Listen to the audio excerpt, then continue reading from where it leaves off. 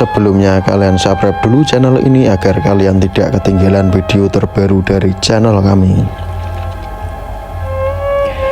Menjadi panas hati Ken Arok, akhirnya ditusuklah keris itu pada Empu Gandring, lalu ditekan pada lumpang batu tempat air asahan.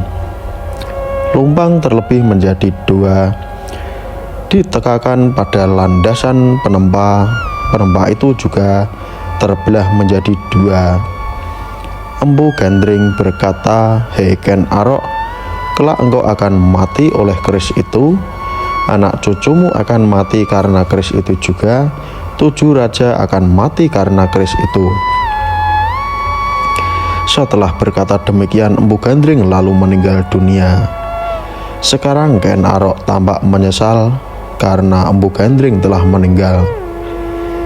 Kata Ken Arok, "Kalau aku menjadi orang, semoga kemuliaanku melimpah juga pada anak cucu pandai keris di Lulumbang." Lalu pulanglah Ken Arok ke Tumapel. Ada seorang kepercayaan Tunggul Ametung bernama Kebo Ijo. Ia bersahabat karib dengan Ken Arok. Ketika Kebo Ijo melihat Ken Arok menyisip keris baru berhulu kayu cangkring, masih berduri, belum diberi perekat, masih kasar, senanglah Kebo Ijo melihatnya. Ia berkata kepada Ken Arok, "Wahai Kanda, aku pinjam keris itu." Diberikan keris itu oleh Ken Arok, terus dipakai oleh Kebo Ijo karena senang melihatnya. Lamalah keris Ken Arok dipakai Kebo Ijo hingga tak ada orang di Tumapel yang tidak pernah melihat Kebo Ijo menyisipkan keris baru di pinggangnya. Tak lama kemudian keris itu dicuri oleh Ken Arok dan dapat diambil oleh yang mencuri itu. Selanjutnya Ken Arok pada malam hari pergi ke dalam rumah Awoku. Saat itu baik sedang sunyi dan orang-orang tidur. Kebetulan juga disertai nasib baik. Ia menuju ke peraduan Tunggul Ametung. Tak terhalang perjalanannya, ditusuklah Tunggul Ametung oleh Ken Arok. Tembus jantung Tunggul Ametung dan mati seketika itu juga. Keris buatan Gandring ditinggalkan dengan sengaja. Sekarang sesudah pagi-pagi, keris yang tertanam di dada Tunggul Ametung diamat-amati orang dan oleh orang yang tahu. Keris itu dikenal keris Kebo Ijo yang bisa dipakai tiap hari, kata orang Tumapel semua. Jelaslah Kebo Ijo itulah yang membunuh Tunggul Ametung secara rahasia, karena memang jelas kerisnya masih tertanam di dada sang Awoku Tumapel.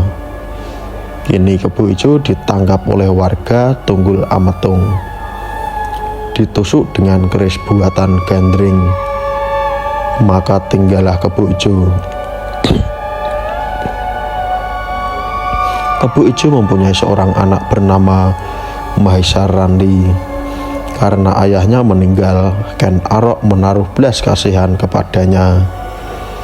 Kemana-mana anak itu dibawa karena Ken Arok sangat menyayangi Mahisa Randi.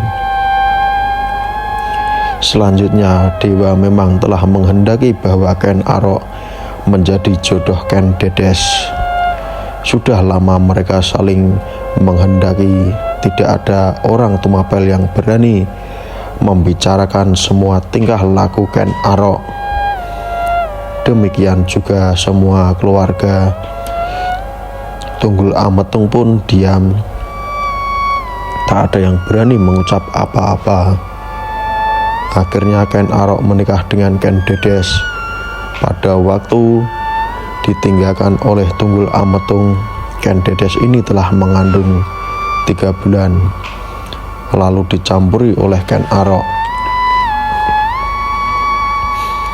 Ken Arok dan Ken Dedes saling mencintai. Telah lama perkawinan mereka. Setelah genap bulannya, Ken Dedes melahirkan seorang anak laki-laki, lahir dari ayah Tunggul Ametung, diberi nama Sang Anusapati, dan nama kepanjiannya adalah Sang Apanji Anengah. Setelah lama perkawinan Ken Arok dan Ken Dedes itu, maka Ken Dedes dari Ken Arok melahirkan anak laki-laki bernama Mahisa Wongateng, dan adik Mahisa Wongatleng bernama Sang Apanji Saprang. Adik Panji Saprang juga selalu laki-laki bernama Agnibaya. Adik Agnibaya perempuan bernama Dewi Rimba. Ken Arok dan Ken Dedes mempunyai 4 orang anak, dan Arok mempunyai istri muda bernama Ken Umang. Ia melahirkan anak laki-laki bernama Panji Tohjaya. Adik Panji Tohjaya laki-laki bernama Panji Sudatu. Anak Panji Sudatu laki-laki bernama Tuan Wregola. Adik Tuan Wregola perempuan bernama Dewi Rambi. Jumlah anak semuanya ada 9, 7 anak laki-laki dan 2 anak perempuan. Bagian timur Gunung Kawi sudah dikuasai, bahwa seluruh daerah sebelah timur Kawi itu semua takut terhadap Ken Arok. Mulailah Ken Arok menunjukkan keinginannya untuk menjadi raja. Orang-orang Tumapel semuanya senang jika Ken Arok menjadi raja. Kebetulan disertai kehendak nasib, Raja Daha yaitu Raja dan Dandang Gendis berkata pada para pujangga yang berada di seluruh Daha, "Wahai tuan-tuan pujangga pemeluk agama Siwa dan agama Buddha, apakah sebabnya tuan-tuan tidak menyembah kepada kami? Bukankah kami ini semata-mata Batara Guru?" Menjawablah para pujangga di seluruh daerah negara. Daha, tuanku, semenjak zaman dahulu kala tak ada pujangga yang menyembah raja. Demikianlah kata pujangga semua. Raja Dandang Gendis berkata, "Nah, jika semenjak dulu tak ada yang menyembah, sekarang ini hendaknya kami tuan sembah. Jika tuan-tuan tidak tahu tentang kesaktian kami, sekarang akan kami beri buktinya." Kemudian Raja Dandang Gendis mendirikan tombak. Batang tombak ini dipancangkan ke dalam tanah. Ia duduk di ujung tombak. Seranya berkata, "Nah itu tuan-tuan pujangga, lihatlah kesaktian kami."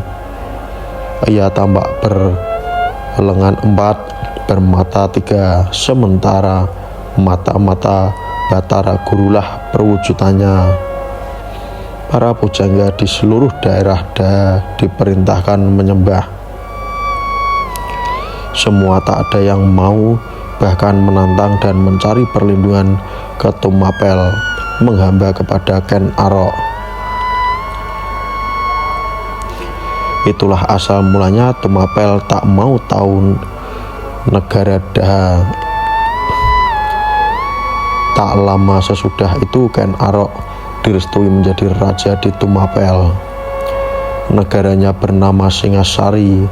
Nama penobatannya Sari Raja Batara Sang Amuar Bumi. Disaksikan oleh para pujangga pemeluk agama Siwa dan Buddha yang berasal dari Daha.